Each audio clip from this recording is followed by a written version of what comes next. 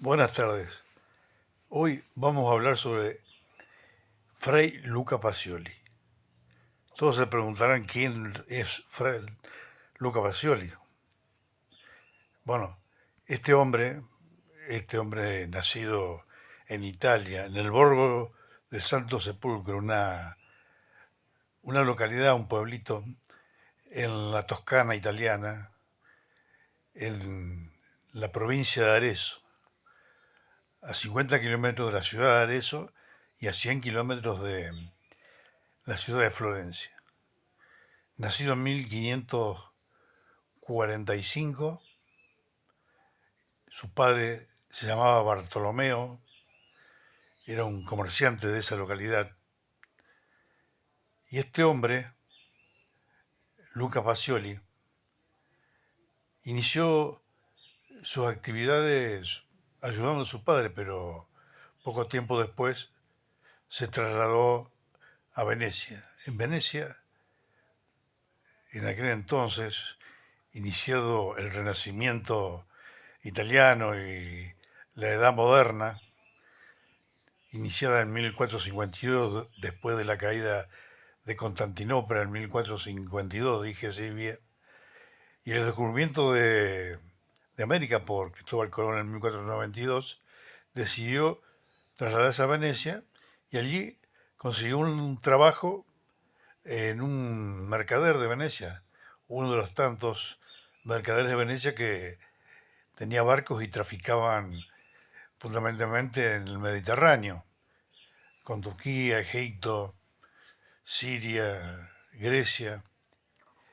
Este hombre se llamaba Antonio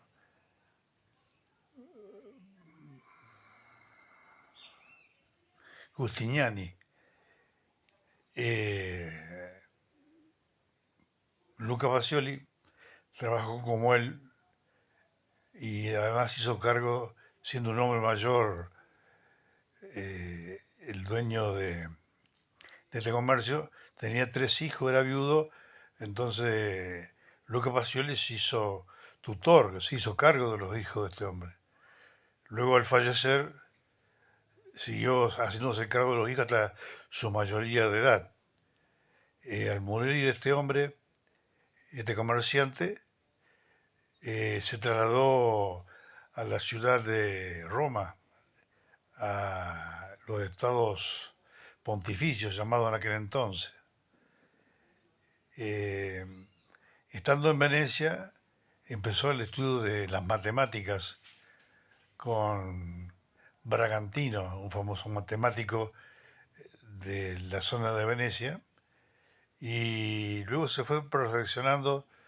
aún estando en Roma, en los Estados Vaticanos. Allí consiguió un trabajo dentro del pontificado, gracias a su amistad con el secretario del Papa en aquel entonces, y ahí perfeccionó sus estudios de matemática, haciéndose fraile en ese entonces de las órdenes menores, en la orden de San Francisco, y porque él tenía un profundo sentimiento de pertenencia a un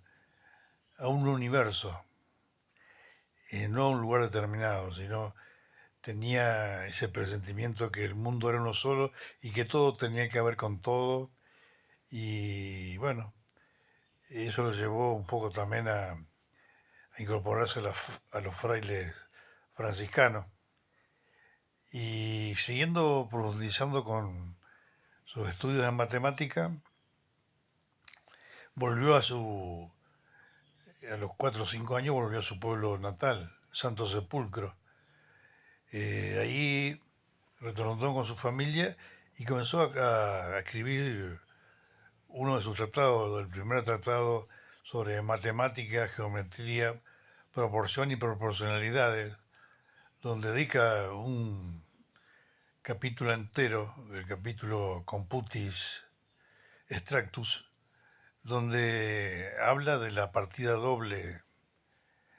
que en ese entonces se llamaba partida doble veneciana. Eh, esa, ese procedimiento, esa técnica de contabilidad En realidad ya era conocida en Venecia cuando él estuvo ahí, pero él trató de ponerla en letras, explicando los procedimientos, de tal manera que la aplicación de esa partida doble reflejaba en parte, o en gran parte, mejor dicho, lo que era el activo, el pasivo y el patrimonio neto o capital de cualquier empresa, comercio, industria o lo que sea, de tal manera llevar sus control de sus operaciones. Y en ese procedimiento le explicaba que había que hacer uso de un libro borrador, un libro diario y un libro mayor, así como un inventario, de tal manera de llevar por escrito ordenadamente todas las cuentas de una empresa y de allí poder verificar con exactitud el resultado de sus actividades. Era, era un ordenamiento integral de lo que la economía necesitaba en ese entonces, más allá de las negociaciones,